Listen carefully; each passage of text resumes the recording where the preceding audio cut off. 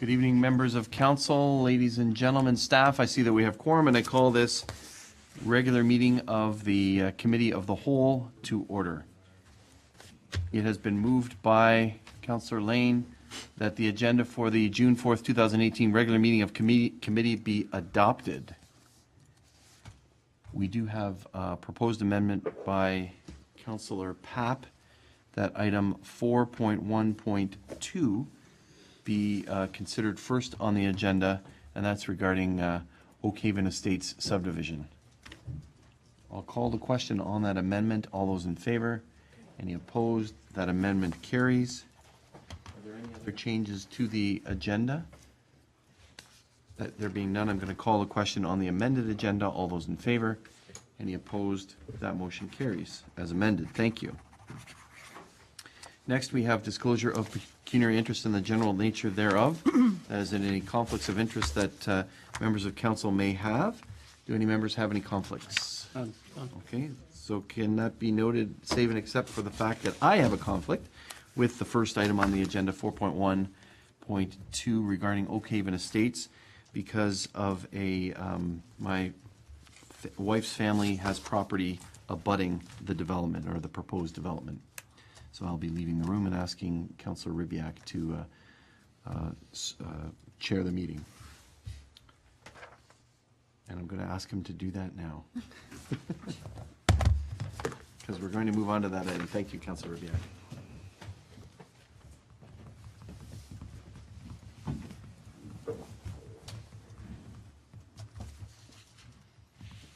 This is 4.142 right here? Yep. Yep. Good. So, moving on to 4.1.2, moved by Councillor Lane.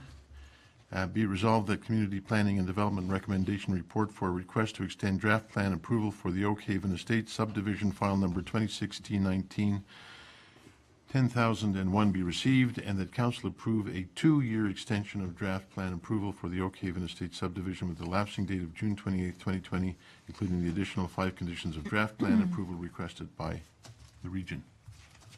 Comments, questions? Councillor King? Through you, Mr. Chair, I would be interested in knowing why the extension has been requested. Perhaps we can ask staff to address that. Thank you. There's been quite a bit of discussion in the past 2 years about the servicing aspect of this subdivision. And there's been a number of moving parts to it, but it's involved conversations and discussions with our public works staff, as well as with the regional staff and the consultants, engineers. And so it's taken some time to work through because there was some I guess differences of opinion initially, but we're all moving forward now with the same direction. Also back in January, you will recall we brought a report to council with respect to the use of the unopened portion of Memorial Drive for the potential siting and location for a sewage pumping station and a storm sewer. That was endorsed by council. And so what the applicant's design engineer has been doing, there's been some meetings with the region. The region would ultimately take responsibility of the pumping station.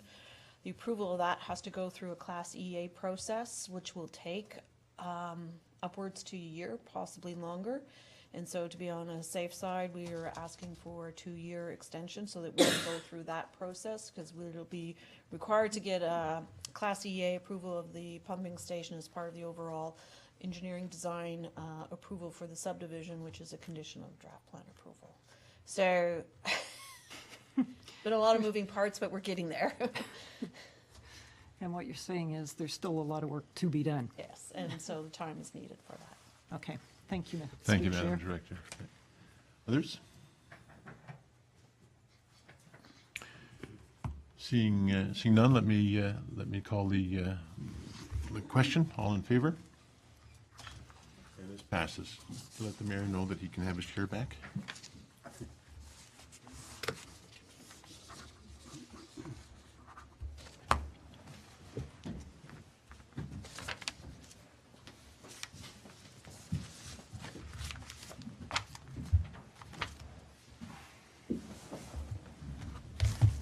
Thank you, Councilor Ribbiak. Colleagues, the next item on the agenda is agenda item 4.1.1, and it's been moved by Councilor Kersey. Be it resolved, the committee receives the Community Planning and Development Report regarding the official plan and zoning bylaw amendment as it pertains to file numbers OPAM02 2018 and AM01 2018 regarding 1120 Hay Street, and the committee direct the official plan and zoning bylaw amendments attached here too as Appendix A and B provided for council approval. Questions or comments? Councilor Papp? Again, I will, with all the greatest respect to my colleagues and yourself, will be not supporting this. I still think it's a timing issue that we should withhold, but notwithstanding that, if the decision is to go ahead, go ahead. Thank you. Okay, thanks very much. Others? Councilor Kersey? Thank you, Mr. Mayor. I will be supporting this. I think it's a brilliant plan. I think the public process that we went through that was conducted by staff and the planning partnerships has resulted in a plan that adequately buffers the existing dwellings in the area. It preserves the green space.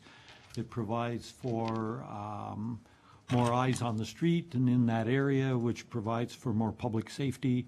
It embraces new urbanism and meets the density requirements of the intensification will help us achieve our threshold that's dictated to us by the province and the region. So I will be supporting, Mr. Mayor. I think it's an excellent project. Thank you. Okay, thanks very much. Any others? Just want to commend staff and to build on what Councillor Kersey has said. Commend staff for addressing each of the concerns that residents indicated. There were some concerns here with the idea of the sidewalk, location of the front yard setbacks, drainage impacts. All of those have been addressed in this or will be addressed as outlined in the report in future documents. And I know it's important that we continue to have that continuity within the other documents, because someone might present here when we're going through a zoning amendment, but it pertains to another file. But staff indicated that there's additional ways in which, or additional reports or way that those items will be addressed. So I appreciate that in answering all the concerns. Yeah, this has been a lengthy process, but a very good process, and lots of community buy-in, and we spoke to it last time as well. I do have a couple of questions here.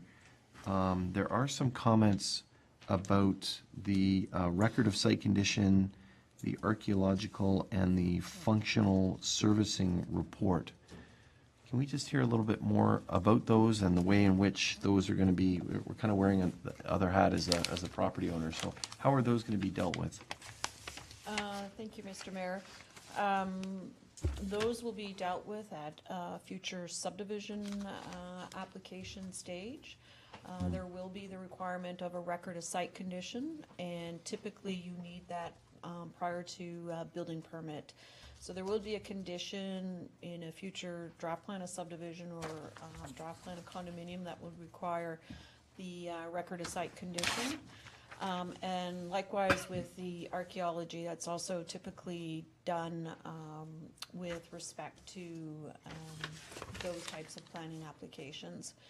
And then the functional servicing report is also fairly standard with draft plan of subdivision or condominiums. They're not typically unusual, but we wanted to flag those as still kind of future consideration, so that anybody that's interested in acquiring these lands and for either the draft plan of condominium or subdivision, because we've left it, it could go either way, that they know up front that those would be kind of requirements, those are standard requirements for those types of applications.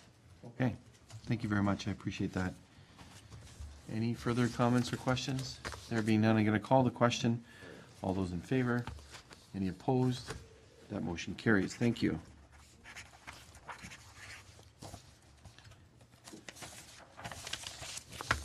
Been moved by Councillor Lane. The Committee of the Whole received the May 2018 Community Planning and Development Report for information. The director and staff have been very busy. Are there any questions or comments to the director's report? Councillor Kersey? Thank you, Mr. Mayor. Through you, Madam Director, could you comment on perceived timelines for the East Fenwick secondary plan coming back to us? I know it's out for comment. I don't know whether you are able to crystallize that. Mr. Mayor, through you, it is out for comment. We're still waiting for some final comments to come back from the Conservation Authority, and there is some outstanding comments from the region as well as from us. We'd asked for some updated information on the servicing analysis that was done, and the indication from the consultant was that we'll be getting that this week. And that once we've got that and have a chance to have a conference call with them, we'll be reviewing it and probably putting fine tuning on it. It looks like we'll be probably coming back to council with a public meeting. It could be over the summer months, July or August, and it may have to be a date that is not our standard public meeting date, because it's a fairly big project to have a public consultation on. All right, thanks very much. Anything else on the director's report? Councillor Papp? Very quickly through you, Mr. Mayor, I understand you attended the New Urbanism Seminar in Savannah. I guess I would like to know is what did you learn, and what are there things that we can take from there that we can apply, particularly now as we continue to grow? I say that because I have visited that area many times and was always taken back by the way they approached the whole planning attributes. So is there anything you can share or will be sharing as part of that? Mr. Mayor, through you, certainly we did attend the Congress of New Urbanism Conference in Savannah, and yes, it's a very beautiful historic city, and it has quite a tradition in terms of its development using a grid pattern, and spent, I think, 3 days walking it and learning a lot and getting some really good blisters on my feet. The conference sessions themselves were also very informative and good, and what I can do is bring back a report to council in terms of summary of the sessions that I attended. And then may include a summary of the sessions that also the mayor attended and our CAO also attended, so just to give you a full reporting. Thank you. Perfect. I attended under the regions, so I will be providing a summary report on Wednesday at the Smarter Niagara Steering Committee, and I attended as the chair of that committee, but certainly the information would be no doubt of interest to this council, so thanks for raising it. And Mr. Mayor, if I may follow up, because as we continue through, and I know we are paying about the comprehensive zoning bylaw, I'm thinking about all the different things there that could possibly be applied and be incorporated into the new zoning bylaw as once it comes into fruition. So that's part of my main. We want to be creative. We want to be innovative. Right. That's part of it. Thank you. Thank you. It was interesting. I did go on a walking tour with a professor from the Savannah College of Art and Design, and he really said that everything that's been achieved in the historic downtown was done so without zoning. It was really That's interesting. the built form and the design, the way in which it was initially designed with the squares. And they did have a public trust system. Yeah. And those lots were sold by a trust as opposed to purchased outright.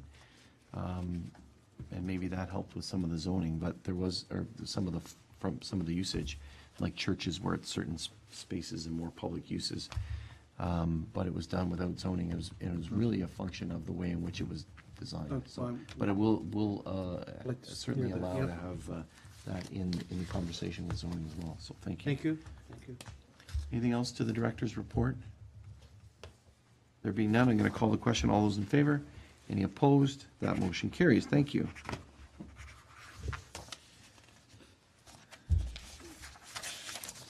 Now we move to corporate services. It's been moved by Councillor Durley. The committee receives the 2018 budget PSAB, Public Sector Accounting Board report for information, and the committee recommends the council adopt this report, which meets the requirements of Regulation 284-09 and outlines the preparation of the 2018 operating and capital budgets in a PSAB compliant format. Questions or comments? There being none, I call the question. All those in favor? Any opposed? That motion carries. Thank you. It's been moved by Councillor Kersey that Committee of the Whole receive the May 2018 Corporate Services Report for information. Any questions, comments regarding that particular report?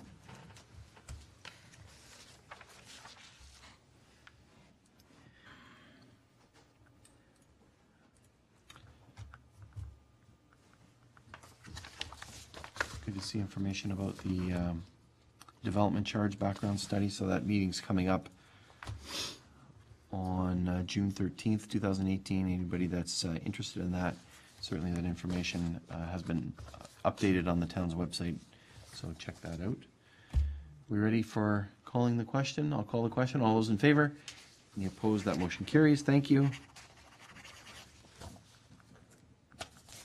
It's been moved by Councillor Lane. The Committee of the Whole received the May 2018 Fire and Bylaw Services Report for information. Embedded in this report is that conference call with Health Canada. And so council could, why don't we deal with that particular issue first, if there's any questions or comments regarding that.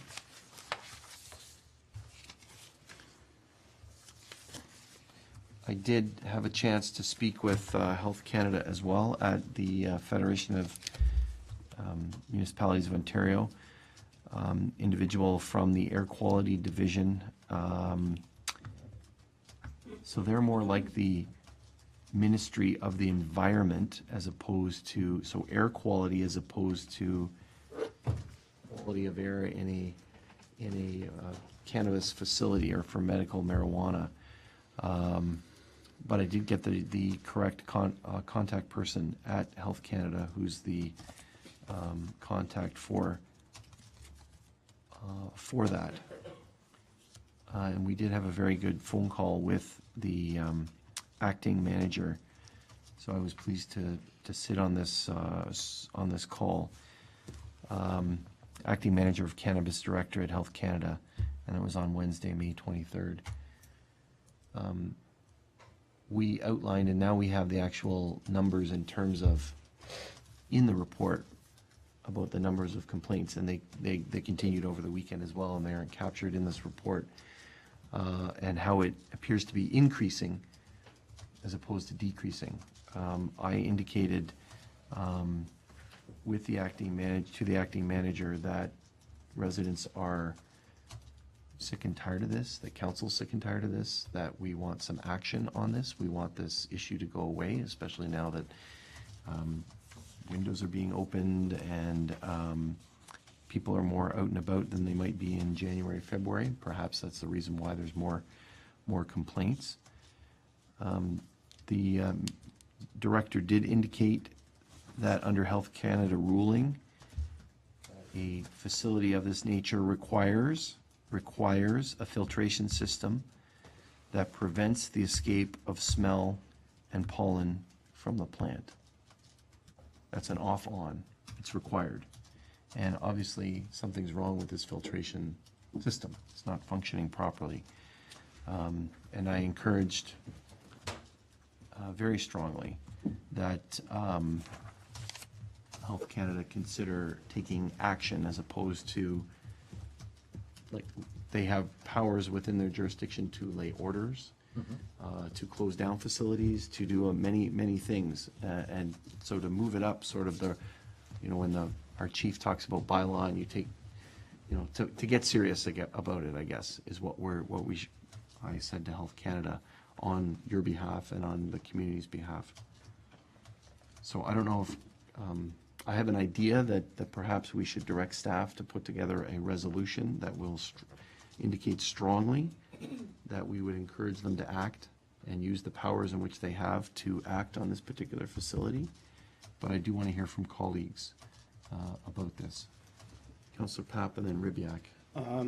Very briefly, yes, we have had extensive number of complaints, and they are escalating. I think in the interest of showing that we are concerned about public policy affecting that a resolution prepared by staff would be in order, so that the neighbors understand what we can do and what we can't do, and how this would be affected. I must congratulate the bylaw officer, and through you to the chief. He's been around our area, particularly the facility on Foss Road, and they've been monitoring it, so that type of resolution, I think, is quite in order. Thank you. Okay, thank you. Councillor Ribyak. Thank you, Mr. Mayor. And just to build on that, I think the sooner the better.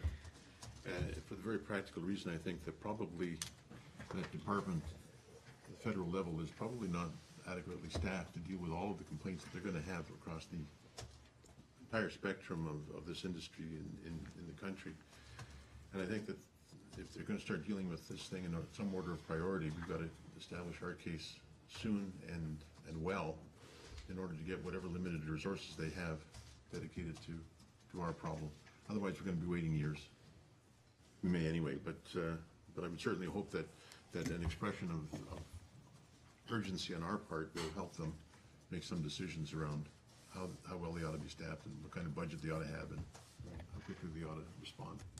Okay, Those are my comments. thank you. Councillor Durley. Thank you, Mr. Mayor. I'm really concerned about paragraph 2 in the report from the chief. It says that the facility has been cooperating, working with Health Canada since February 2018 to find a solution, and it goes on to say the facilities have tried different scents for its odor control. And I'm thinking that's not the answer. You got to get rid of the odor. You don't put citrus scent to make, just like putting lipstick on a pig, I guess, is what we're trying to say. There's no possible way that you should be masking this. I think you have to definitely do something to see that it's not there. And I agree with Councillor Papp. I'm getting calls almost daily. Actually, from my house, sometimes I can smell it, and it's there's no excuse for You're it. quite a ways, yeah. Okay, thank you. I think they tried bubble gum is what was also indicated. Bubblegum. Bubble gum scent. Probably stuck in Any others to this particular issue? I will note that it's also migrating into a neighboring municipality, into the city of Welland, and the mayor of Welland has spoke to me about this. Councillor Mark Carl, who's the councillor in that ward, has been very active on the file as well, and I appreciate that. I wasn't aware until I read it in the newspaper that Mr. Badaway, the MP for Welland, was involved. So I'm pleased that he's involved. I have spoken a couple of times with Mr. Allison and to Mr. Allison's office, and he keeps saying that they keep tracking and keep knocking on Health Canada's door for them to take action. So if we can direct staff to put together, and maybe Councillor Durley or Papp, you wanna make that motion, direct staff to put together a resolution and include the circulation to including the city of Welland and the MP for our MP and also the MP for that municipality or for that riding. Councillor Durley? Yes, I make that, and I was going to mention that I think we should work in cooperation with the neighboring municipalities that are affected and encourage them to do the same as we're doing. Okay, thank you. So Councillor Durley will make that motion that we direct staff to put together a resolution, a motion that council can consider in our next meeting, a very strongly worded resolution. No doubt that will strongly encourage Health Canada to act and take these issues seriously. It would be helpful if we have the most up-to-date numbers at that time in terms of complaints as best we can, and then we can relate to them the severity and seriousness of this issue. Anything further to that amendment by Councillor Durley? Then I'm going to call the question on the amendment. All those in favor? Any opposed? That amendment carries. Thank you. And thanks for staff for working on this. I know that it's something that you continue to follow and take very seriously, so thank you very much for that. Now to the remainder of the chief's report. Any other comments or questions? Councillor Kersey. Thank you, Mr. Mayor. This is not mentioned specifically in the report, but it is within the realm of fire and bylaw. So I thought this might be an appropriate place to raise the issue, Mr. Mayor, and perhaps provide for a direction. The issue that I'm about to raise has, in the last couple of weeks, raised its head a few times, the last of which was this afternoon. And it has to do with Airbnbs and rooming houses in the new subdivisions, specifically the one out off of Lookout that's near completion. And in fact, I think the same issues are going to arise in the new subdivision in East Fawn Hill. And the problem that has been expressed to me by constituents is that it appears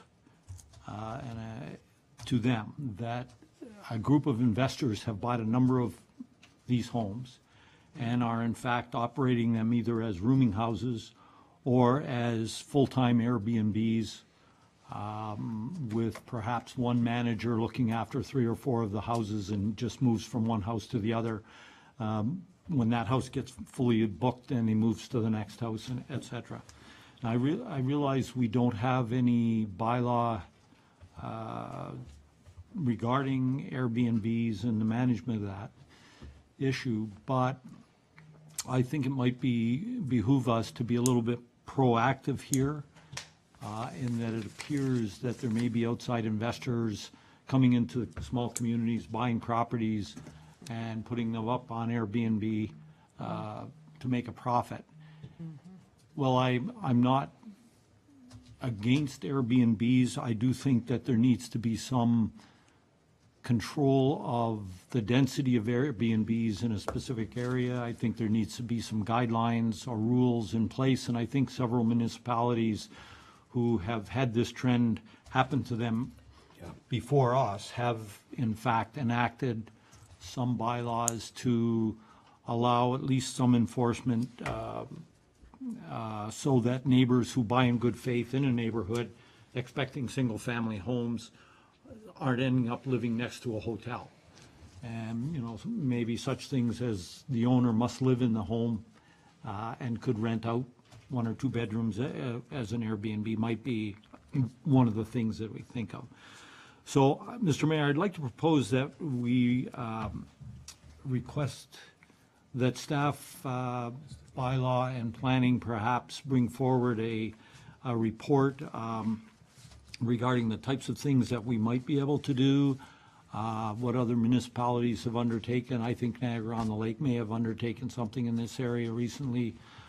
Niagara Falls may have. I'm not sure. I know Toronto has. So I think we need to be proactive on this. It's raised its head, and I think it's worth looking into so that council is informed and we can plan ahead so that we protect our citizens. Thank you. Okay, thanks very much. I don't know if it's a zoning or bylaw or issue. Who wants to answer that? Through Mr. Mayor, Director Weeds and myself, we've had a number of conversations over the last few weeks about this, and true, we don't have any language that speaks to it. Other municipalities have licensing, some others, like Niagara Lake, they have. There are bed and breakfasts, and I think the last count, and I think Director Weeds said there was 365 of them in Niagara Lake, so that's like a full-time job, one person handling those type things. So we can look at the different options, but in the fire aspect of it, fire code under bedroom rooming and lodging and rooming, it speaks to when you have more than 4 people and some fire regulations in there, but nowhere where we can ban it or stop them. We just have to. It's very difficult to pinpoint them. We look around the East Fawn Hill Lands, new development down here. I walk through there and I see rent signs popping up in those windows also. So it's happened up here. It's going to happen down there. I don't know what kind of numbers we're looking at because we really aren't a destination town opposed to Niagara Lake or Niagara Falls or some other communities that have resorts, but Okay, thank you. You wanted to add to that, Ms. Weems? Mr. Mayor, through you, certainly there are some things that the zoning bylaw could address in terms of a permitted use and certain things that could be updated in the zoning bylaw. But it cannot regulate who you rent to and those kind of things. We can't, people zone. But there are things that we could do through another mechanism, and as the chief indicated, it could be a licensing bylaw, because then you can regulate more things around a performance standard that you can't achieve in a zoning bylaw. So it could be a combination of things. It's not easy, and getting enforcement is also a bit of a challenge. But if there is a licensing bylaw, then you could potentially have a mechanism to do inspections and those kind of things too. It's, balancing it out against, the numbers that we may have now and the potential for this to grow, and those kind of things. It certainly is a new phenomena under the shared economy. And so it's always hard to really know who's operating it and when. Sometimes these things are operated on a part-time basis for a few weeks a year. Sometimes they're operated all year round. So there's all sorts of moving parts to it. And the chief is correct. Niagara on the Lake does have fairly good definitions in their zoning bylaw in terms of these and where they permit them, and then they have a fairly strong licensing bylaw. City of Niagara Falls attempted to enact licensing bylaw just this past spring as well, and it was very controversial, and so they only decided to do it within a very small confined area in their tourist district.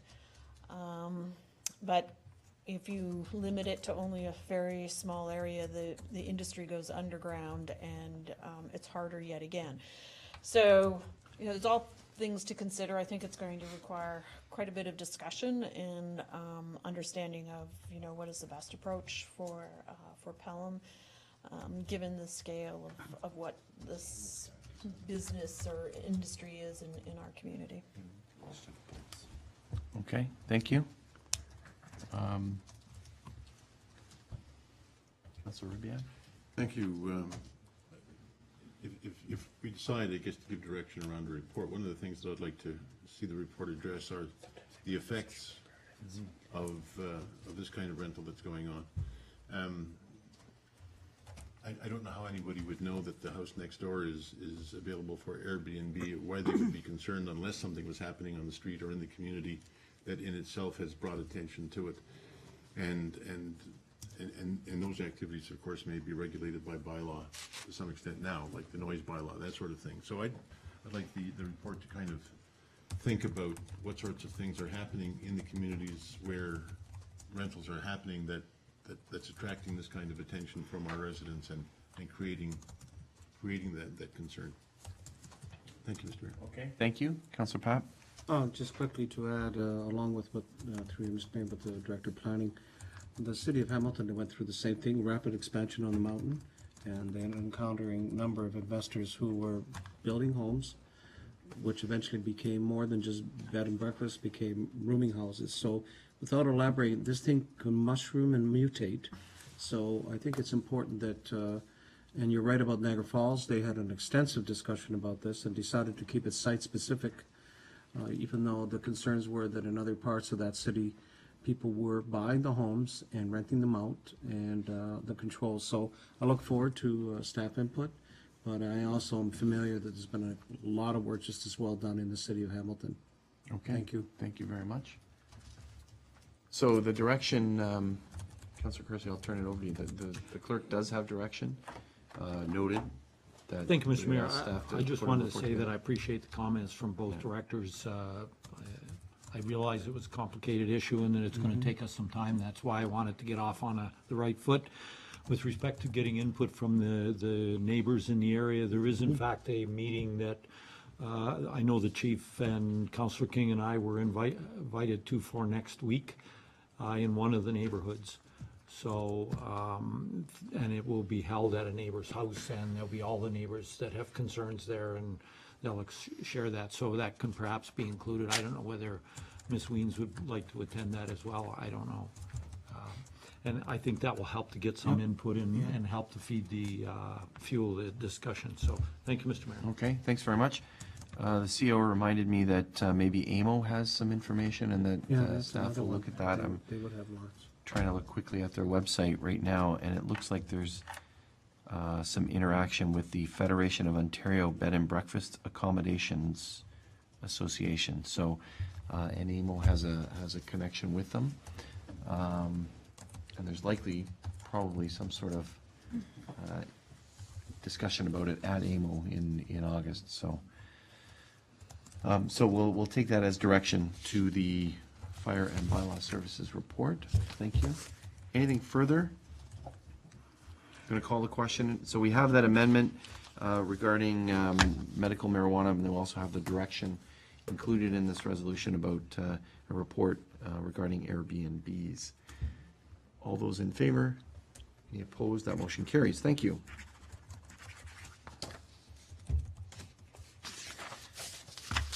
It's been moved by Councillor Lane that the Public Works Report Municipal Access Agreement NRBN be received, and the committee recommend the approval of a draft bylaw to allow the town to enter into a municipal access agreement with Niagara Regional Broadband Network. Questions, comments? I do have a question about this because we had a complaint from a business owner that an agent doing work for NRBN had bore through his sewer pipe on town lands. Anyways, so I just wondering what we can do to strengthen this agreement to ensure that, like, it appeared that that particular subcontractor didn't have permits. So I just want to get the response from the director on that sort of, that was a specific issue, but in general, how is it that the municipality and therefore property owners are protected by this agreement should NRBN and or their subcontractors that they can just simply according to the agreement allow to come in and do work for them if they don't get permits, for example? Can we strengthen that? Through you, Mr. Mayor. The success of the agreements with utilities comes really from the relationships that we form. Some are stronger than others. In that particular case, even with the agreement, if this agreement had been in place, in that particular case, the permit for the work they were doing in that particular location wasn't in place. I believe that the NRBN felt that they had the permitting required. This was actually a subcontractor of theirs that had their signals crossed to where they were with the extents of the work that were included in the permit. The agreement is probably not where I would put, the agreement has some layers in it about with the letter of credit and restoration standards and so on. But we're already working internally on trying to enforce the follow-up better so that, say through bylaw, which is likely where we'll go, and creating a bylaw that is enforceable, and how town resources could be used to enforce that bylaw to make sure there's penalty back to anybody doing work in the road allowance that causes these damages, so that this kind of thing doesn't happen again. So it's kind of twofold. The agreement strengthens the relationship. It hopefully eliminates the problem from happening. But then we also do have to step up and have some stronger enforcement for these times when it does occur. Okay, I look forward to that, and that's a good way to handle that with a bylaw, and then they could be there could be some sort of order that would pay for it. I guess the other question that you raise is the deposit, or whatever that amount is, it's $5,000, I think. It doesn't appear that that's enough, especially over a 10-year period. Does that number increase? Can we suggest, well, that needs to be 10,000, given the experience that we've had? And I can just imagine the amount of damage that somebody can do if they don't follow this. It just doesn't seem enough. I know that there's $5 million of insurance that they're supposed to have. Could we just hear a little bit more about that, Madam Director? Sure, through you, Mr. Mayor. The LC, the letter of credit, is meant to provide us some alternate funds should we find we're not getting the cooperation and doing the restoration work. That hasn't happened. We will often find... Meaning we have had cooperation? Correct. Okay. We've sometimes come across a sidewalk panel that hasn't been replaced in time, or replaced not to our satisfaction, or a driveway apron, whatever it might be. We do find they're quite responsive. And again, going back to the building of the relationships with the utilities. So yes, it would be helpful to have that letter of credit. We don't often find that we need funds. When it comes to claims, though, and private homeowner claims, then that's where our enforcement of that insurance comes into play, because our adjuster will take all that information into account, and it often becomes an issue between insurance companies and not anything where we are directly doing repairs and using funds from that letter of credit to do that. So you're satisfied with the level of 5,000, or can that be increased? Should that be increased? Through you, Mr. Mayor, I'm satisfied with it. Our legal was satisfied with it. We felt it was practical. We've consulted to other municipalities that have also not considered changing that amount currently. Okay. But should that be a alternate direction, I'm happy to consider that further with legal. Okay, that's fine. Sounds like you've done that due diligence. Thank you. Anyone else to this? I appreciate your help, Madam Director. I'm going to call the question. All those in favor? Any opposed? That motion carries. Look forward to hearing more about the idea of a enforcement of a zoning, or sorry, not zoning, but bylaw enforcement in work done in the road allowance. And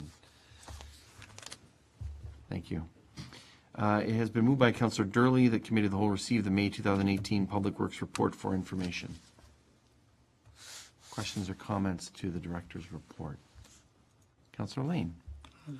Thank you, Mr. Mayor. Through you, I'd like to refer to the section on engineering and the 4th paragraph down, where it's saying that the engineering staff, they continue to review applications and what have you, and there's some applications and submissions that are being outsourced by external parties rather than staff, and I was just interested in what kind of occurrences that might be, how many, and what is that costing us that maybe we have to find a way of addressing.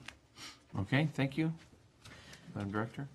Through you, Mr. Mayor, currently we're outsourcing as needed based on deadlines that are provided from the planning department. So we're trying to be respectful of the deadlines, either back to the developer or deadlines to get reports to council.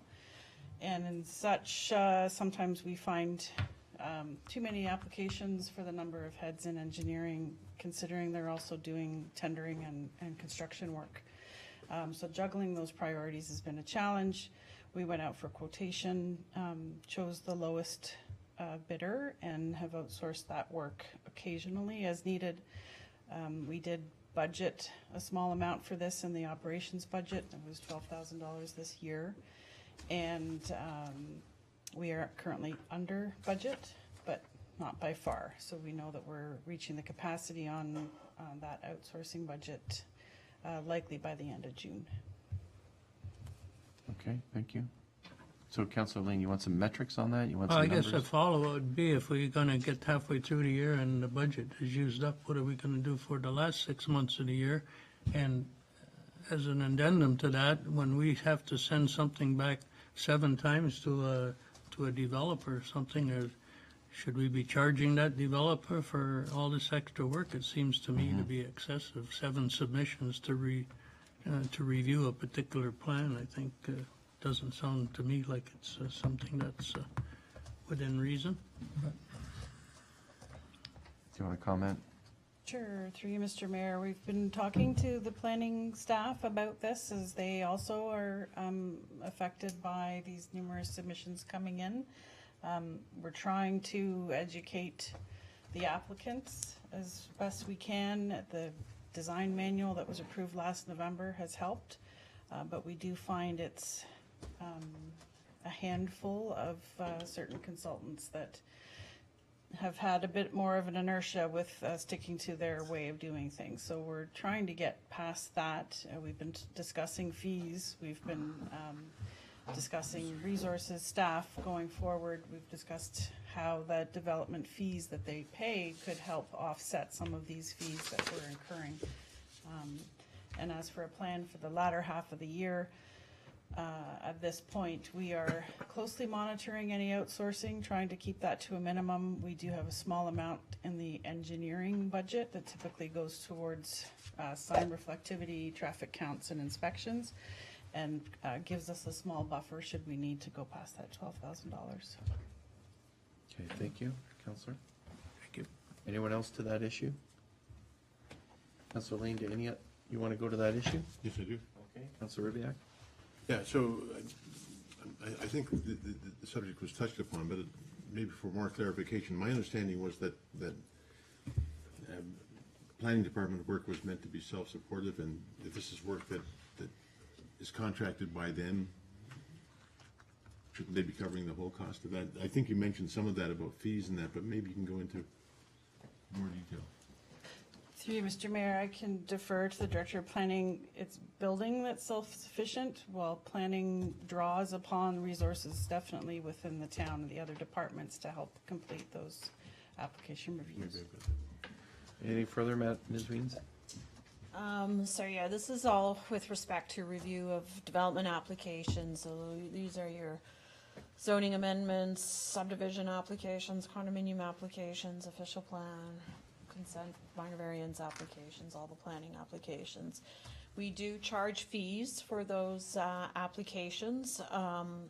It's been quite some time since those fees were reviewed comprehensively as to whether or not they cover the staff time to do the review. I would hazard a guess that they do not, but it's a fee meant to be competitive to, you know, recover some of the costs, but it's not a complete cost recovery.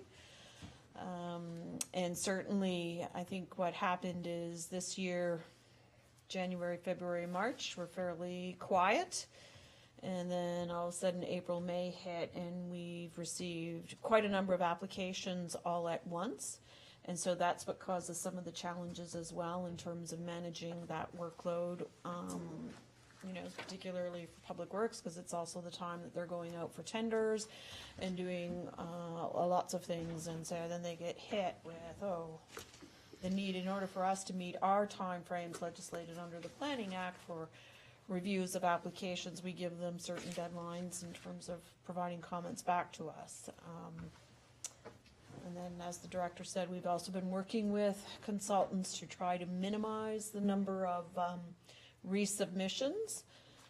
Sometimes we have consultants where we've provided them comments and they don't address them. You review it again, you provide the same comments back, and it's been a little bit of you know, holding hands through this process, and, you know, letting the consultants know when we provide comments, we're serious about them. They're not meant to be ignored. They're meant to be addressed, and they need to, you know, to step up the plate and do that work as well. So there's lots of things at play. Thank you very much. Thank you, Mr. Okay, thank you. Any others to this issue? Councillor Pat? Very quickly, you bring out, and I'll take it to the higher level. We agreed that we would work with any development applications to be as quickly, efficiently, and effectively put together. And roll out the red carpet. And this isn't any criticism whatsoever. Bottom line is, if we can't meet that, and I'm going to share with you, a couple of developers recently have said, it takes too long. It takes way too long. Too many things. not to get into, but if you're being overwhelmed, then we need to take steps to help you, to make sure that you can get that work done in a timely and effective basis, because the last thing we want is to go back where we were before, where things took too long. And that, in fact, you don't want the development community, that's what the reason we put that manual in place, right? Make things a little bit easier for everybody. But what I'm hearing is a workload that is straining our ability to meet those. And that should be something that I would leave with the CAO and the staff. And I'd like to hear, I'd like to hear them, Mr. CAO, is to get us back, because I'm hearing on the streets from the developers, not being destructive, but just saying some of their applications taking too long, et cetera, et cetera.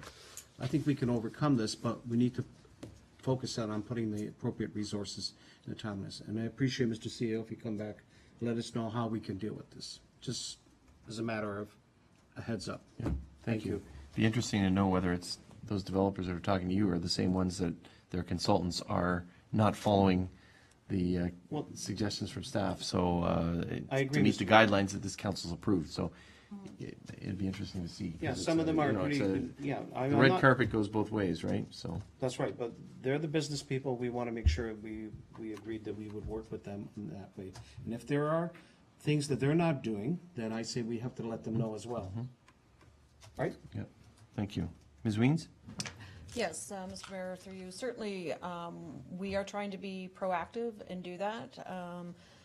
There's been more one-on-one meetings with the developers and their consultants to get clarity and understanding, and we have, again, had a number of discussions with them on this, and, you know, have said, look, if you're going through your design stage and you have questions, please call.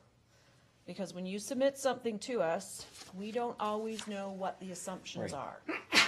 And if you're assuming a certain design under this framework, you need to know that we need that, understand what it is so that we can review it with those eyes and through that lens as well.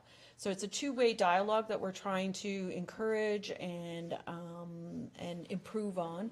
We've had a number of meetings with the engineers, and I think also the outsourcing of some of this work has helped. It's alleviated some of that backlog, and Public Works is certainly meeting the turnaround times that we've requested.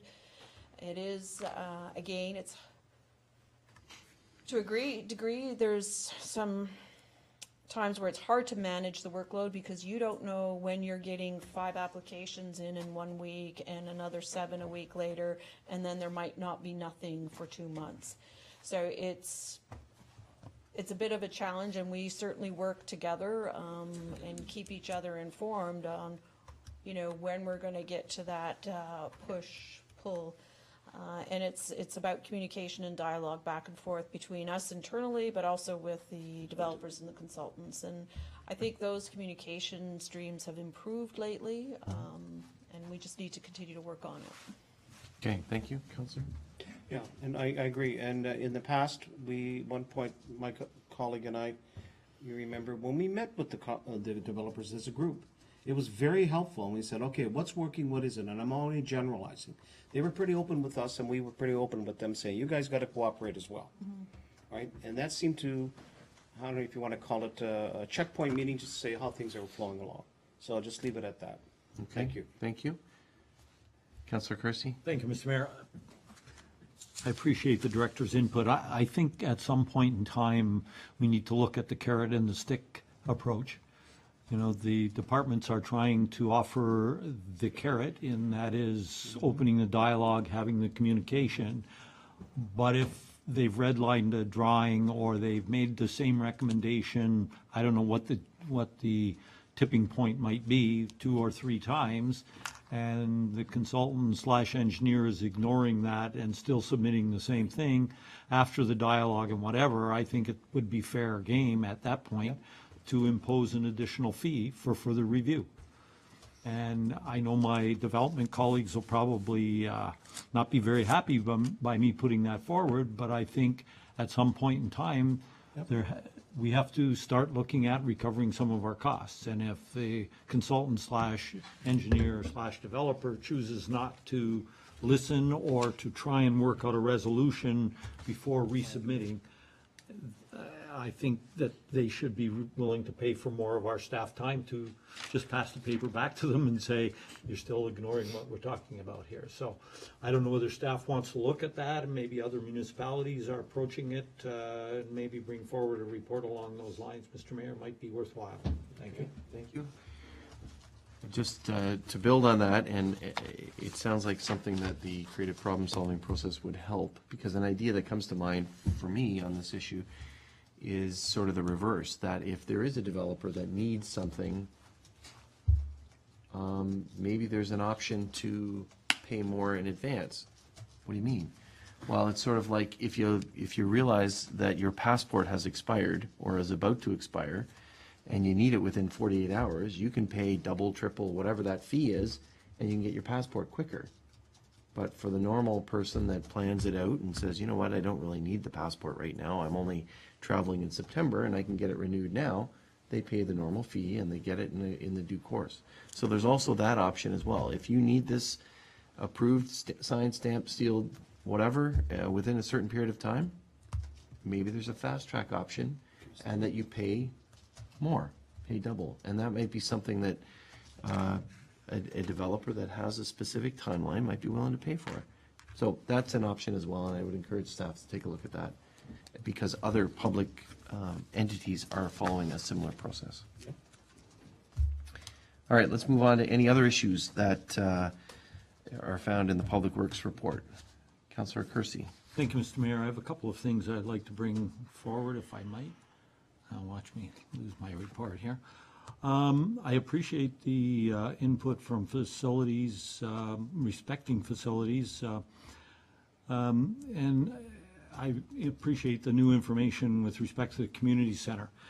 I was wondering, Mr. Mayor, whether it would be helpful to council to perhaps invite our facilities manager to come forward and make a presentation regarding the rollout of the MCC, you know, looking at specific things like it was appreciated to learn, for example, how we're going to manage the warranty work and the maintenance of the big equipment there. And it was quite interesting to learn that that's all been thought out, and that the first year will be done under the warranty contractors, and that the second year and going forward would be managed by way of an RFP or what have you for maintenance. So I think that brings comfort to us as council on the rollout, but also to the public. So, you know, I have things, for example, that come to mind is how are we going to manage and look after the licensing of the building? I see we're going through that. Is it going to be a full license? Liquor licensing? You know, liquor license, is it going to be a full license? How is that going to be managed? Are we going to be using, you know, Smart Serve volunteers like we do at Summerfest, that sort of thing? How are we going to look after, for example, if we have a wedding? Are we going to have a preferred list of food providers that we would, the list of which we would give to the potential renters, and so that we as a community are protected on the food safety side, because we've vetted these vendors and know that their food safety management policies are good and their experiences are good. Those are some of the things that pop in my mind that it would be interesting to hear from our facilities manager on how that's going to be handled and rolled out. And I realize that's a staff area, but I also think it's issues that we as council need to be concerned about, because it could impact on the bottom line, it could impact on the liability of the corporation and all those sort of things. So I raise that issue for a discussion point, Mr. Mayor. Okay, thank you. Any discussion? That's a good idea. Let's do it. Holly? So the councilor's looking for staff to present to council about some of the topics that are here in the report. Mr. CEO, can staff put together a report to that effect? Yes, Mr. Mayor. Okay, thank you. I guess, okay, so that, I'm done with that one. Do we know the answer on the liquor licensing? Working through. Yeah, you're still working on it? Okay, thank you. So I don't know what the timing might be, Mr. CAO, on that, but We you'll can get back present to the council council. meeting at the next council meeting, Mr. Mayor. Okay, That's fine. thank you. Thank you. Anything else on the director's report? Another item? Thank you. If I may, Mr. Mayor, Madam Director, I see you've spoken to the rolling stop complaints that we've received. There's a couple of areas in town, but there's not particularly a recommendation here on how we're going to, what role we as a town would play in that, what measures we might take.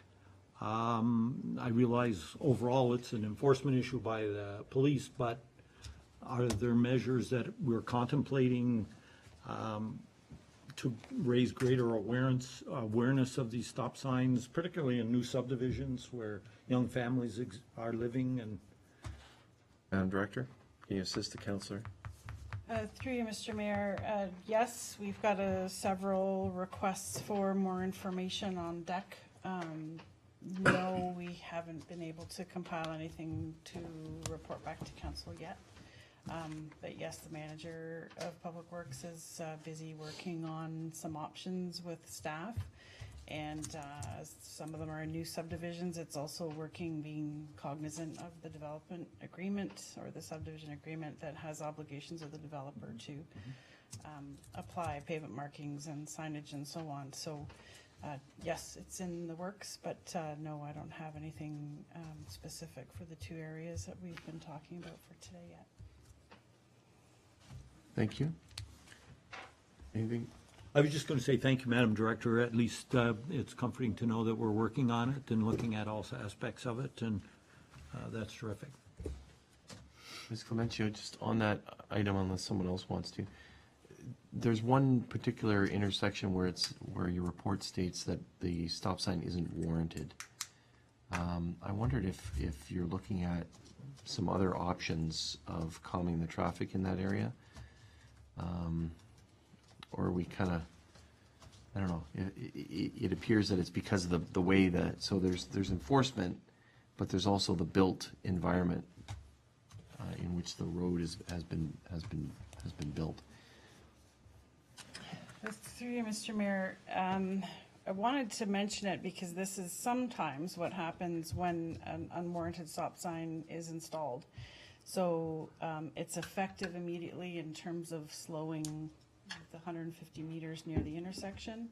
But over time, as drivers learn that there isn't approaching traffic from the other direction or from the cross street, the rolling stops start, and it starts to move into a secondary challenge away from the speeding issue that prompted the stop sign to begin with.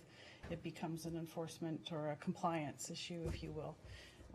So yes, with this other site on Brewerton, we're looking at both to see what other options there are, keeping the 3 or 4 way intersection, but how to bring more awareness to the driver to make sure that they're more compliant and as well pursue the enforcement. So I don't have an answer for that particular one. They're lumped together and with the manager for review right now. Okay, thank you very much. Anything else to this issue? Not to that issue. Okay. Anything else to, Councillor Powell? Quickly, just to pick up on Councillor Kersey, the other option is that definitely we continue to discuss with NRP what our enforcement areas are. I can't tell you enough, and I won't elaborate. There's a number of 3-way stops on Mullen Road. I don't think people understand the Highway Traffic Act at all.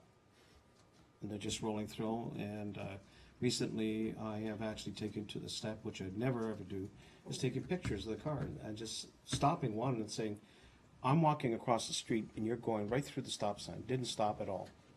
So I don't want to reach it to the point where, as Councilor Kersey, we have a fatality or a major injury.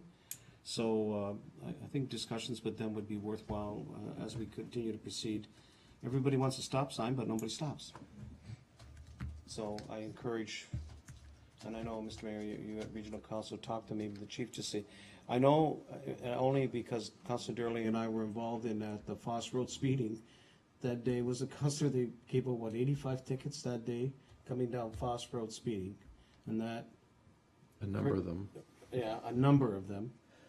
And that pretty well, I don't know if it stopped the problem, but people got the message. Okay, thank you. It's something that I know that when bylaw often takes the calls, they do highlight to folks that there is a website with the Yep. Niagara Regional Police that you can fill in or call them and make a complaint. And when there's enough complaints, then the police go and follow up on that. And I know that in particular, our bylaw staff have been active at that one intersection on Welland Road. I don't know about others, but that particular intersection. Quickly, Mr. Mayor, just along those same lines too, I think the public needs to be aware, and just so I can share, that where Councillor Durley and I are along South Pelham Street, you know, the two-way, the push-button stoplights we put in? Recently, there have been people, with all due respect, who have walked out right in front with their dog, across the street on South Pelham. Didn't even bother push the light to turn the light off, and I just, like, walk out in front of us, and I don't know whether it's just they were ignoring it or not cognizant, but folks, please be aware, we installed those things for a purpose. So if you want to cross the street, push the button so you can get across the street, not have an ultimate stop, no different than it is at Churchill. I know that Councillor King and Councillor Kersey have encouraged this, have seen this as well. People just stop out in the middle of the traffic. Thank you. Thank you very much. Anything further? Councillor Kersey? I have two other points, if I may. One is a comment with respect to bed maintenance. I see in the report here that, in fact, we are contracting out some of the beds and the maintenance of the beds, and it appears to me that the problem with bed plantings and bed maintenance will worsen as we expand our community into East Font Hill and East Fenwick.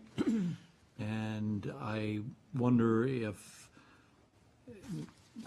down the road, maybe for the 2019 budget, that we give consideration to an RFP for bed maintenance across the municipality. And that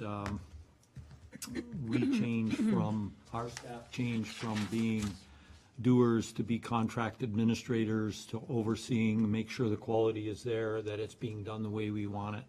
I think we have the expertise in-house to do that and carry it out very effectively, and we certainly have a community with lots of landscapers and people that are quite capable of doing the bed plantings and maintenance, and that would relieve staff to do other important work around the community. So, and it would be nice to see all of the beds done and maintained at the same level.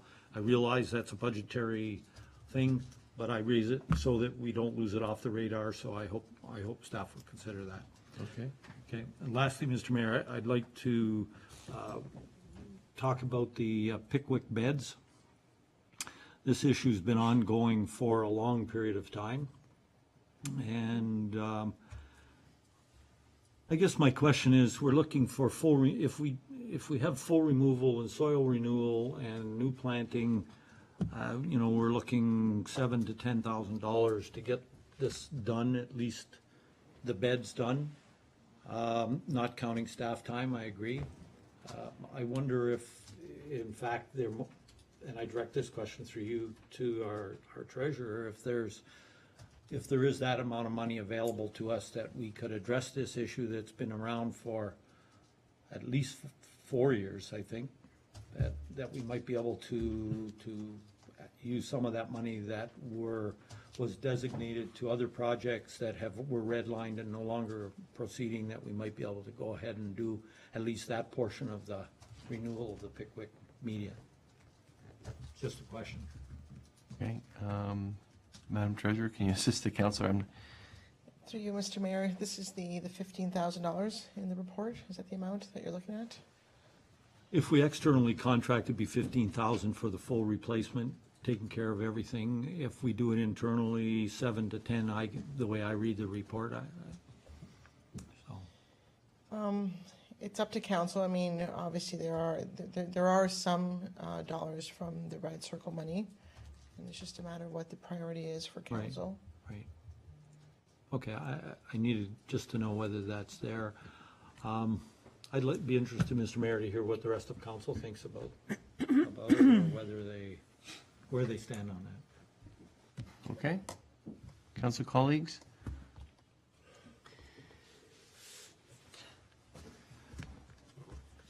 Councilor Lane? Yes, thank you. Well, I think before, in my opinion, at least through you, Mr. Mayor, that before anything is agreed, I think we have to have a plan. I think the plan would be if you're gonna rip out the gardens and put in new dirt, put in a new garden, you have to have some idea what you're gonna do. Is it gonna be a perennials that you do nothing with, that grow over, and various things? There's all kinds of plants that you can get that you are literally become maintenance-free, and some of them even have like prickles on them and that, so it keeps the animals out and things like that. So there's lots of plants in that, but you have to have a plan. What is the plan? Is the plan annuals, that you do it every year? Is it perennials? Is it shrubs? You know, I think that has to be decided before we decide to spend money. I think that the plan has to be there of what exactly is it gonna look like. So that's. Good point, thank you. Any others? Councillor Gurley? Thank you, Mr. Mayor. And the issue that concerns me is if we're gonna do one bed, we gotta do them all. You know, and there's several, probably hundreds of them across the town. Certainly, if we do this, somebody's gonna call and say, me too. So, again, as Councillor Lane says, we need a conscientious plan to see, first of all, what we need to do. Secondly, how we're gonna do it. Thirdly, can we get the money to do what we wanna do? And I think you're right, there needs to be a plan, and we need to have something on a go-forward basis. But we can't just pick and choose, because everybody is going to be saying, me too. We need to look at all of the beds that we do have. Thank you. Mr. Mayor, this ties back to the previous discussion that I brought forward with respect to an RFP for bed maintenance right across the town and planning across the town for the 2019 budget. That seems to be the sense that I'm getting here, that if we're going to plan and we want to deal with all beds the same, then that's probably the only way to do it. It's just this one has been before council numerous times. So. Right, but it sounds like an RFP if necessary, but not necessarily an RFP. It may be contracted or it might not be. So, Madam Director, can you, is it something that you can take a look at in a more holistic way? Maybe there are beds, so for example, in the downtowns that are done, or maybe, I mean, there's other options there. Dare I say BIA, but some of the beds in the bed in Ridgeville is taken care of by a business owner in that area. You know, so there might be some best practices. We heard a presentation from an individual a couple of budgets ago that said that he and a bunch of volunteers would be willing to look after the trees. So it is an outstanding issue that, you know, maybe it is something that can be tackled and brought forward to council with some considerations for the 2019 budget. So I'm just going to call on the director to see if there's, what are we looking at here in terms of addressing some of these concerns that seem to be there for a while. To you, Mr. Mayor, we went through this exercise in 2016 in preparing the service levels. You might remember we brought forward a list of the beds and the service levels of maintenance for the various beds, whether they were focal or feature beds or not. And at that time is when we had estimated the number of beds that are actually being maintained and what resources are required to do that. We were asked to explore, as part of the 2017 budget discussions, outsourcing the bed maintenance at that time, which we did, and brought forward a number that we worked through SMT and through budget negotiations. That number to outsource wasn't in the end brought forward through to council, but it planted a seed. It started us thinking about how it was a benchmark that was created for us going forward. With the community center coming online and the completion of Summersides and Wellspring and Meridian Way, there are additional beds that are being planted now and trees going in. With these, we also know we can't do that bed maintenance with existing resources this year. So the supervisor of beautification has already reached out to start creating a request for quotation to do those services for the remainder of 2018. Once we have an idea of that cost, I've discussed it already briefly with the CAO and the treasurer that these costs might be coming forward, but we don't know what that number is yet. And then he has also raised the supervisor of beautification is already working on this plan of saying, can we rethink how we do this and where our town staff, very skilled and very proud staff, would be best assigned. Feature beds, focal beds, community center, town hall, Fenwick downtown, you see they've already reallocated. He's trying to move those resources around and then say, let's bring in contracted services. We haven't considered opening the scope up to all beds, but would absolutely do that to get some prices and start seeing what we're working with to make it even across the board for sure. Okay, thank you. Maybe that initial report can be shared with council again from 2016 to remind us of what that animal looked like at that point. Councillor Kersey, anything further on this topic? Well, not necessarily, Mr. Mayor, other than to point out that the community on Pickwick did say that if the beds were redone, they would take over the maintenance of those beds on a volunteer basis. So I think, that, again, that's the community stepping forward, but we need to give them a hand up as well, so. So in terms of the resolution of that particular issue, Madam Director, how can that, Through or is Mr. it Mayor, something? relating to the volunteer commitment, you might recall we had a bed at the corner of Highland and Canberra that was put in through the former version of the beautification committee and was beautiful and was maintained by volunteers. And then over time, things changed, the volunteers change, and over time we lost those volunteers to take care of that bed. We couldn't maintain it any longer. It became overgrown. We did the Highland reconstruction and we don't have that bed anymore. So although we appreciate the offers for the volunteers, committing volunteers to long-term maintenance is tricky. Committing, asking, or appreciating volunteers for one time out, let's plant some trees or plant some shrubs is much easier than having that long-term weekly, every second day watering, whatever that commitment is a little trickier. Certainly not something we wouldn't consider exploring, but it's a tougher commitment to make, especially on behalf of a neighborhood, as residents change and those commitments change with time. Thank you. Councillor Kersey, anything further? It doesn't sound like there's a resolution here, Mr. Mayor.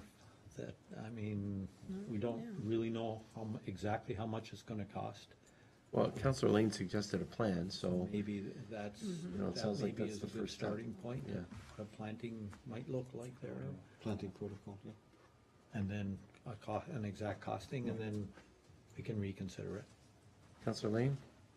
Just in closing this particular part of the debate, I might say is that unless there's input from the residents on what goes in there, then chances of it being successful is probably pretty slim.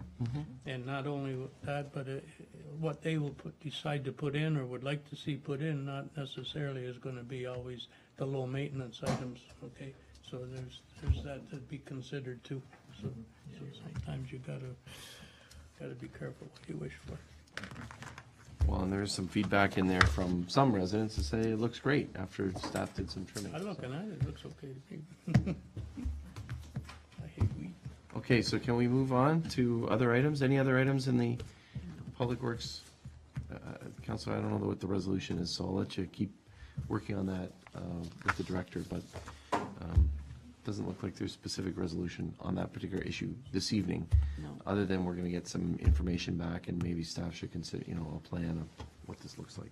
If we follow up on, if I may, Mr. Mayor, Councillor Lane's suggestion, perhaps a site meeting with the residents in the area, find out what their interests are, what plants they want replaced, what kind they would like to see, and then a plan could be put together and costed. And I know it's more work for staff, but I think Councillor Lane hits on a very good point there. Everything to offer. Okay. Councillor Pat?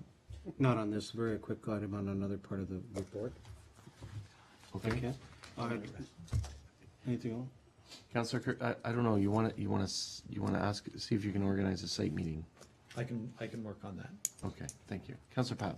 Very quickly, I read in here about the water meter replacement program, and I'm fascinated on, also concerned that we're in the midst of replacing a number of our meters on failure.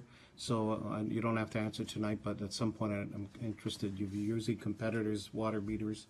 I think it'd be something that we have to keep in consideration as we prepare future waste and water programs. And taking consideration, we might be replacing those particular meters that were installed, what, 5 years ago, approximately? 2009. Yeah. So that's all I had. I just, when I saw that, it just sent the red signal to me. Thank you. Yeah, thanks very much. I did also talk to the Neptune rep Oh, yeah? at FCM, and, you know, we were counting the replacement. They do have new technology. I did talk to the director. I said, how long are these things lasting? I hadn't read the director's report prior to meeting with him. And he said, oh yeah, 15, 20 years. So we're halfway there or thereabouts, but I'm sure they'd be pleased to work with Yep. staff on that. That's so. all I was asking. Thank you. I'm going to call the question. All those in favor? Any opposed? Motion carried. Thank you. So we look forward to some information coming back to council. Thank you. It's been moved by Councillor King. The Committee of the Whole received the May 2018 Recreation, Culture, and Wellness Report for information. Questions, comments? Things are really coming to a head. Councillor Papp? Just very quickly, I'm very, very pleased through you to the director that since I do walk my dog every day, that the use of Harold Black Park has really picked up, extremely. And I'm very pleased that the number of the parents, young children are using that, notwithstanding, you know, on Hay Street, but it seems like things are shifting. And the new barrier across the creek seems to be, people seem to enjoy that. There was some complaining about it, you know, why did you spend this money on this? But it's starting to make sense. And the other thing is the cleanliness. I noticed not much more damage at this point. I shouldn't say that, touch my head or my wood, that there's no more, but it seems like people are being respectful of that park and the amount of time and effort that goes into keeping up. So congratulations. Thank you. you. Anyone else to the director's report? Councillor Kersey? Thank you, Mr. Mayor. Very quick question through you to the director. The numbers and dollars raised, et cetera, is it a month-by-month comparison, or is it full year 2017 compared to year-to-date 2018? Madam Director? You're talking the charts on page 1? Yes, exactly. Through you, Mr. Mayor, it is a full year. Compared to Yeah. to-date. Okay, thank you. And I just wanted to make note, the comments from Councillor Papp are wonderful, thank you, but they should be directed to the Director of Public Works. Well, both, I think, yeah, and I share that both. I don't, not being disrespectful, just to the maintenance crews and everything else. It's obviously making it very attractive, so Public Works, Recreation people are using the facility. And the more use, the less vandalism, because we have more people. Right. Okay, thank you. Okay, thank you. Thanks for the information about the Mayor's Youth Advisory Council, and they're ecstatic over that tour, so that's great. Thank you for the presentation here at council. Anything further? Call the question. All those in favor? Any opposed? Motion carried. Thank you.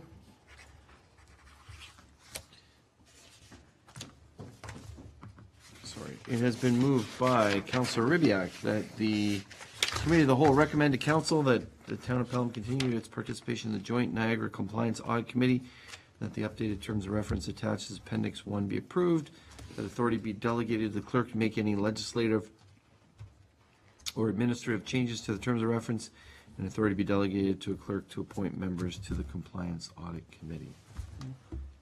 Questions, comments? Comprehensive report, thank you. Pleased that there's some, individuals that you're looking for that committee, and it was used, or has been used in the past, so it's good to have. You're going to call the question? All those in favor? Any opposed? Motion carried. Thank you.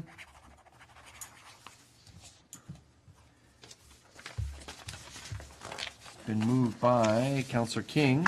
The Committee of the Whole received the May 2018 Clerk's Department report for information. Counselor Kersey. Mr. Mayor, I'd like to thank the clerk for bringing forward the information regarding FOIs and the complexity that surrounds this entire process. You know, in some press releases, we're seeing criticism being brought to bear in the time it has taken to release the requested information. And I think Madam Clerk's report addresses that quite nicely in that it points out that it's not a matter of pushing a button and the report pops out. That in fact, it takes a significant amount of time to go through those reports and make sure that a person's privacy is protected, that in fact proprietary information is protected, and that the town is protected as well. And that it's unfortunate to see that our clerk is spending significant amount of time dealing not only with the original FOIs, but having to deal with the appeals. So I have a question. Number one of the issues that have been significantly raised is the matter of the tenders for East Fawn Hill, and I just wondered if the clerk could comment on that and whether that's been addressed fully and now has been released to the person requesting it. Are you able to? That'd be the first question. Comment, Madam Clerk. Certainly through you, Mr. Mayor, that particular request was released a while back. I'm sorry, I can't remember the date offhand. It did take significant amount of time because we were working with third parties and Upper Canada consultants, and there was a lot of redaction or removing information that was proprietary in nature. So the documents were quite extensive, but that request has been completed, yes. Thank you. Counselor? So balancing, Madam Clerk, trying to balance the Personal Privacy Act with the Freedom of Information Act, it must be a difficult balancing act so that we're providing the information to the public in a proper way and protecting the privacy of the individuals involved in some of the contracts and what have you that we deal with. Could you comment on that? Well, we do have to review every document that is requested. We have to review it essentially page by page to ensure that we are applying the obligatory exemptions as well as the discretionary exemptions. Sometimes it does require us to contact a third party to ensure that if we do intend to release it, we're not going to be infringing on any of their proprietary rights. So they can either refuse release, or we can work together to see what we can release. It also requires us to often research orders from the Privacy Commissioner's Office themselves so that we can ensure we are aligned with best practice across the province so that we're consistent in that realm as well. If that answers the councilor's question, or if there's a Thank you, follow-up. Counselor. Yeah, thank you.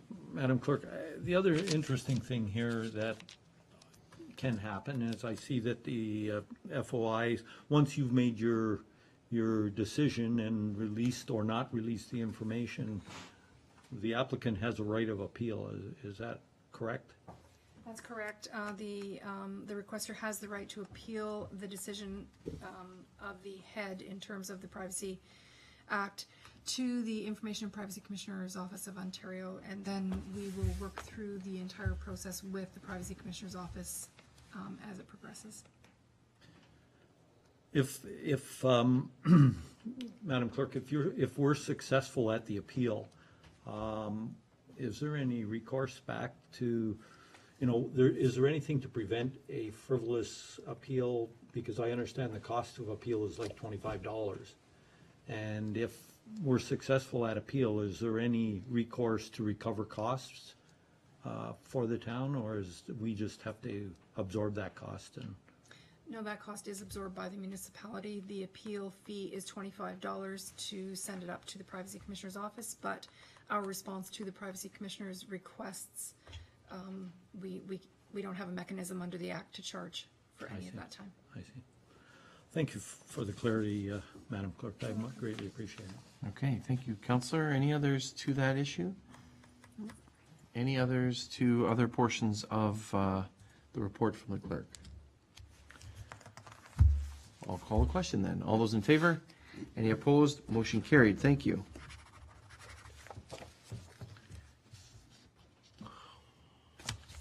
Sorry. It's been moved by Councillor Lane.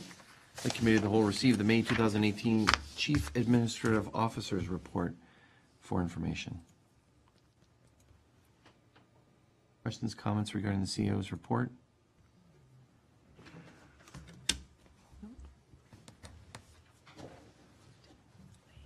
Pardon?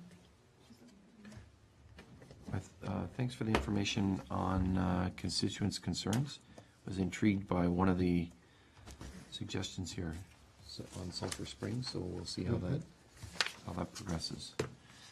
Anything further on the CEO's report? Nope. I'm going to call the question. All those in favor? Any opposed? Motion carries. Thank you.